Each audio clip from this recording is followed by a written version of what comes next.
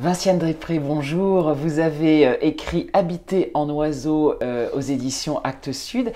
Alors je vous passe votre livre. Merci. Car on va parler de coopération. Alors là, c'est un des grands débats, hein, coopération, agressivité, entre Darwin, Lorenz, etc. C'est assez positif quand même, c'est assez exaltant l'idée qu'il y ait beaucoup de coopération entre les animaux et notamment les oiseaux. Alors, non seulement il y a la coopération, mais on peut penser qu'elle commence déjà très vite dans l'histoire de l'évolution. Et Warder Clyde Ali, qui est un chercheur en écologie il a travaillé à l'école des écologistes de Chicago dans les années 30-40, va utiliser très souvent un terme, je trouve très intéressant, le terme de proto-coopération. Et qu'est-ce qu'il y a d'intéressant dans ce terme?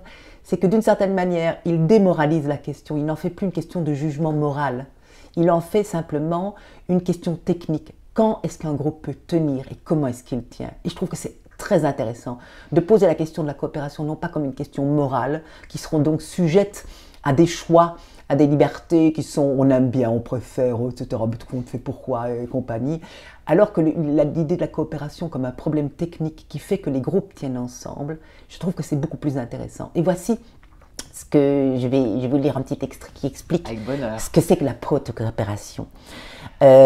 Tous les êtres d'une communauté, morts ou vivants, depuis les bactéries qui ont rendu les êtres respirants possibles ou qui renouvellent la fertilité du sol, jusqu'à, je cite ici Ali, la pluie d'organismes morts qui tombent de la surface de l'océan et permettent de ce fait le développement de la vie dans les grandes profondeurs obscures de la mer.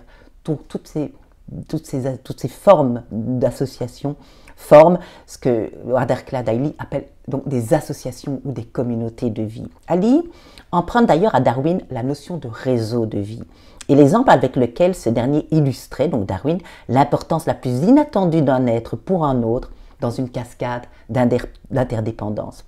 Darwin avait constaté l'existence d'une relation entre le nombre de chats et le nombre de trèfles dans une communauté anglaise.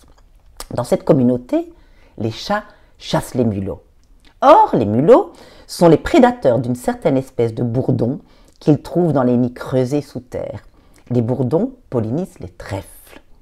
Il y aura donc d'autant plus de trèfles qu'il y aura de bourdons, et il y aura d'autant plus de bourdons que les chats contrecarreront les habitudes des mulots.